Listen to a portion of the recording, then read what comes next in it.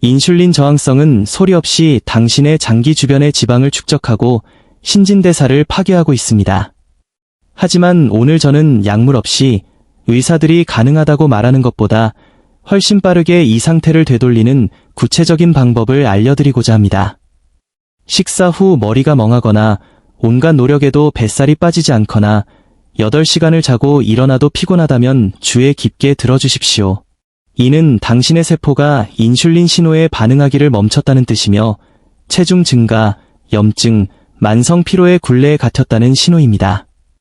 오늘 저는 제 인슐린 저항성을 3개월 만에 되돌린 5가지 구체적인 변화를 공개합니다. 또한 설탕에서 유래했지만 역설적으로 설탕과 싸우는 데 도움을 주는 의외의 식품 하나도 소개하겠습니다. 이것은 단순한 이론이 아닙니다. 검증된 연구에 기반하며 다른 모든 방법이 실패했을 때 효과를 발휘한 실전 전략입니다. 먼저 우리 몸속에서 실제로 무슨 일이 일어나는지 이해해야 합니다. 이 원리를 알면 그동안의 다이어트가 왜 실패했는지 명확해질 것입니다. 의사들이 잘 설명해주지 않는 인슐린 저항성의 실체는 다음과 같습니다. 음식을 먹을 때마다 췌장은 인슐린을 분비합니다. 인슐린은 포도당이 세포 안으로 들어가 에너지로 쓰이게 문을 열어주는 열쇠 역할을 합니다. 하지만 인슐린 저항성이 생기면 세포는 이 신호를 무시합니다. 마치 문을 두드려도 아무도 대답하지 않는 것과 같습니다. 그러면 췌장은 포도당을 억지로 밀어넣기 위해 더 많은 인슐린을 쏟아냅니다. 결국 혈액 속에는 과도한 인슐린과 혈당이 동시에 떠돌게 됩니다. 높은 인슐린 수치는 지방을 저장하게 만들고 높은 혈당은 조직을 손상시킵니다. 세포는 연료에 둘러싸여 있으면서도 굶주린 상태가 되어 당신은 식후에도 극심한 피로를 느끼게 됩니다. 몸은 에너지가 부족하다고 판단해 더 많은 음식을 요구하고 악순환은 깊어집니다. 하지만 놀라운 점은 약물로 강제하는 것이 아니라 신체의 자연스러운 생물학적 원리를 이용하면 이 상태를 완전히 되돌릴 수 있다는 것입니다. 첫 번째 변화는 바로 간식 중단입니다.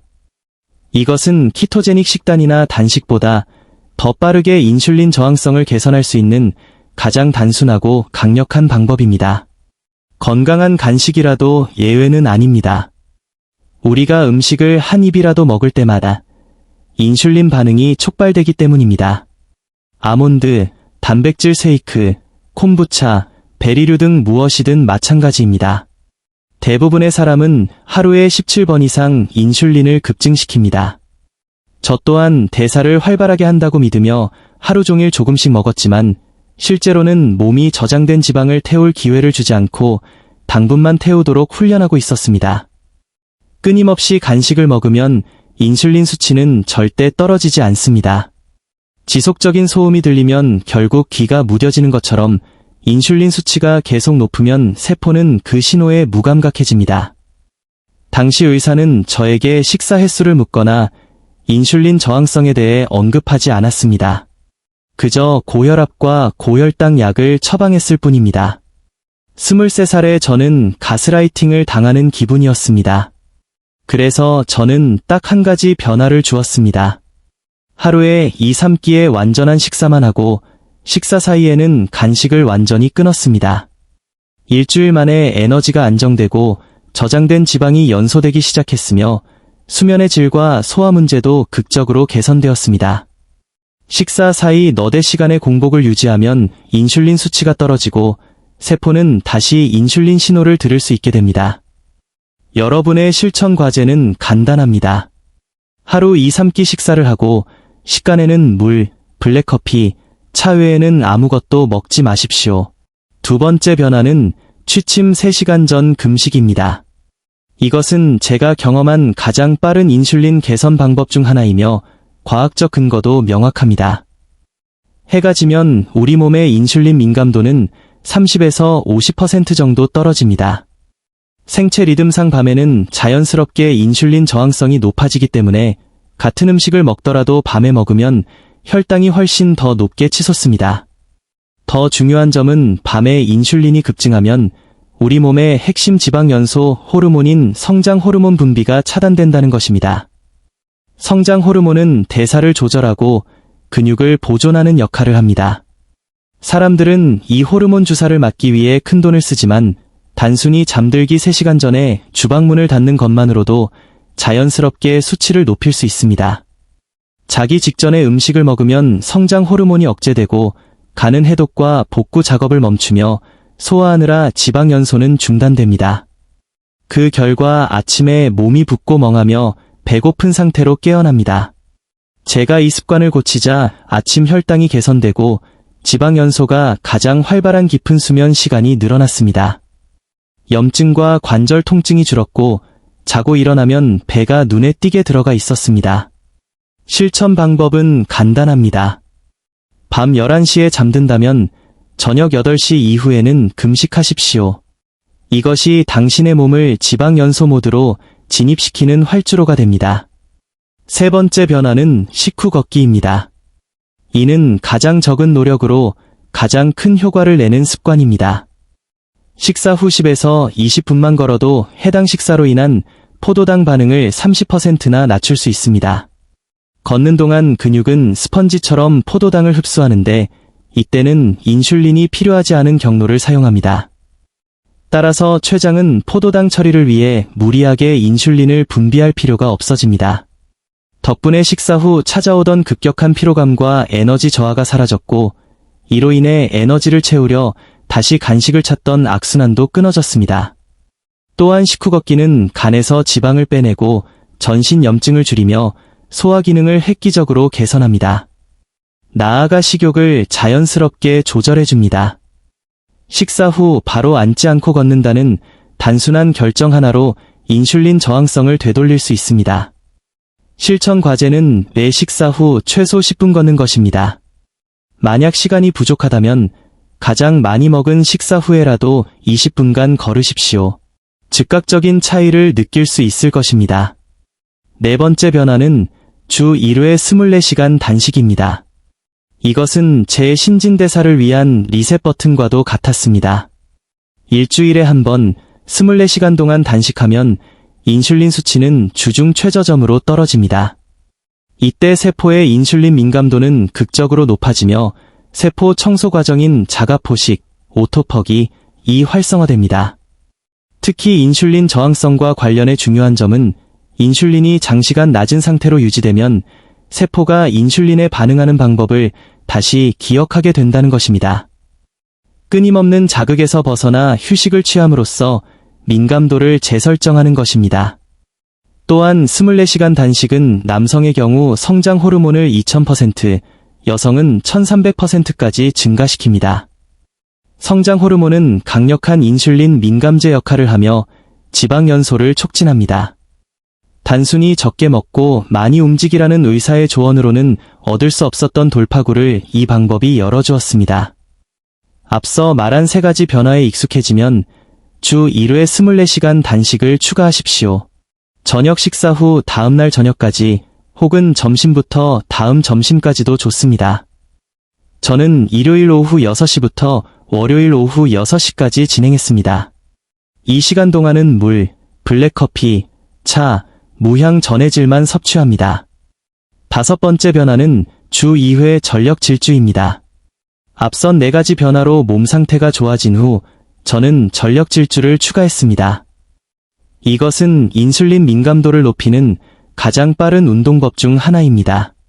긴 시간 운동할 필요도 헬스장도 필요 없습니다. 단, 이 효과는 운동 후 몇 시간 동안 지속되며 세포는 인슐린 신호에 훨씬 더 민감해집니다. 프로토콜은 다음과 같습니다. 생명을 걸고 달리는 것처럼 20초간 전력 질주한 뒤 90초간 휴식합니다. 이것이 1세트이며 총 3세트를 주 2회 실시합니다. 달리기가 힘들다면 자전거, 로잉머신, 수영을 이용하십시오. 중요한 것은 방법이 아니라 강도입니다. 마지막으로 직관에 반하는 비밀 무기, 블랙스트랩 당미를 소개합니다. 설탕에서 나왔지만 오히려 설탕과 싸우는 데 도움을 주는 식품입니다. 당밀은 설탕이 아닙니다. 사탕수수에서 설탕을 추출하고 남은 잔여물입니다. 정제 과정에서 미네랄, 항산화제 등 유익한 성분은 모두 제거되고 순수한 칼로리 덩어리인 흰 설탕만 남게 되는데, 이때 버려진 영양소의 보고가 바로 당밀입니다. 특히 가장 진한 블랙스트랩 당밀은 마그네슘, 칼륨, 칼슘, 철분이 농축된 영양 덩어리입니다. 유럽 영양학 저널의 연구에 따르면 식사에 당밀을 추가했을 때 오히려 그 식사를 처리하는 데 필요한 인슐린 양이 줄어들었습니다. 이 달콤한 시럽을 더 먹었는데 인슐린 요구량이 줄어든다는 것은 상식 밖의 결과처럼 보입니다. 하지만 핵심은 혈당 스파이크뿐만 아니라 만성적으로 높은 인슐린 수치 자체를 낮추는 것입니다. 당밀은 췌장의 베타세포가 효율적으로 작동하도록 돕습니다. 그 원리는 첫째, 이 배출 속도를 늦추는 호르몬인 아밀린 분비를 돕고, 둘째, 인슐린 분비를 정교하게 조절하는 GIP 호르몬을 지원하며, 셋째, 탄수화물 분해 효소를 차단하여 흡수 속도를 늦춥니다. 마지막으로 강력한 항산화 작용으로 인슐린 저항성을 가속화하는 산화 스트레스를 줄여줍니다. 섭취 방법은 점심 식사 때 녹말이 포함된 음식과 함께 2분의 1 티스푼 정도를 섭취하는 것입니다. 저녁에는 피하고 정제 설탕이 많은 음식보다는 복합 탄수화물과 함께 섭취할 때 가장 효과적입니다. 이제 이 모든 것을 종합해 보겠습니다. 매일 2-3끼의 완전한 식사를 하고 간식은 금합니다. 잠들기 3시간 전에는 식사를 마칩니다. 매 식사 후 10에서 20분간 걷습니다. 점심 식사 중 전분질 음식과 함께 블랙스트랩 당밀 1티스푼을 섭취합니다. 이 습관들이 자리 잡으면 주 1회 24시간 단식을 추가하고 그 다음에는 주 2회 전력 질주를 시작하십시오. 식단 구성은 총 탄수화물을 하루 100g 이하로 제한하고 단백질과 건강한 지방 섭취를 늘리는 것이 가장 빠릅니다. 지방은 인슐린을 거의 자극하지 않지만 탄수화물은 가장 큰 스파이크를 유발하기 때문입니다. 일반적으로 1주 차에는 식곤증이 사라지고 수면이 개선됩니다. 2-3주 차에는 뱃살이 빠지고 설탕 갈망이 줄어듭니다. 1개월이 지나면 체형 변화가 눈에 띄고 아침 공복 혈당이 개선됩니다. 2-3개월 후에는 인슐린 수치 등 대사 지표가 크게 호전될 것입니다. 제가 깨달은 가장 중요한 진실은 살을 빼서 건강해지는 것이 아니라 건강해져야 살이 빠진다는 것입니다. 인슐린 수치를 낮추고 호르몬 균형을 맞추며 염증을 줄이면 체중 감량은 자연스러운 부작용으로 따라옵니다. 이 방법들은 대부분 무료이며 칼로리를 계산할 필요도 없습니다. 여러분의 생체 리듬을 거스르는 것이 아니라 함께 작동하는 방식입니다. 인슐린 저항성은 고장 난 것이 아니라 타이밍과 습관의 교정이 필요하다는 신호입니다. 오늘 소개한 변화를 하나씩 시작해 보십시오. 여러분의 신진대사는 다시 태어날 준비가 되어 있습니다.